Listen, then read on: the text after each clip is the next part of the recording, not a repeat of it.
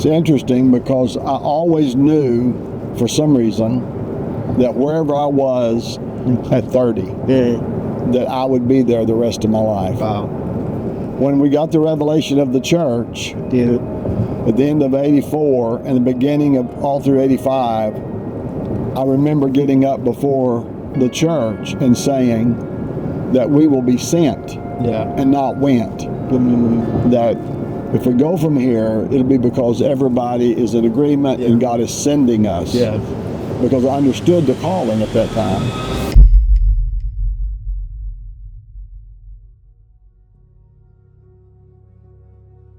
Man, when I heard the title of this conference, Testify, and the idea of a witness of his work,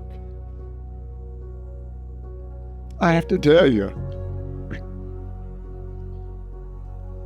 I was moved with the gratefulness of God's goodness and allowing us to walk through what may be some of the most difficult times that I can be imagined, but at the same time, what he's formed in the people around us and with us has been to the credit of his glory, which is a witness.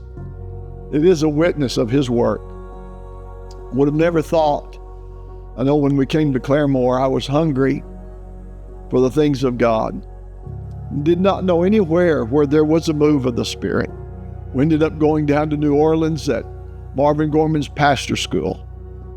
And there, I had no idea that the Lord was going to meet me and address me. And one morning, I was so desperate, they gave the altar call. And it's a large facility, it seated about 1,200. They were having 5 and 6 services. About 6,500 people would gather in there every weekend. I was on my face at an altar, doing an altar call. And I was crying out to God, and the Lord was speaking to me. And one of the altar workers thought I was desperate and needed to be saved.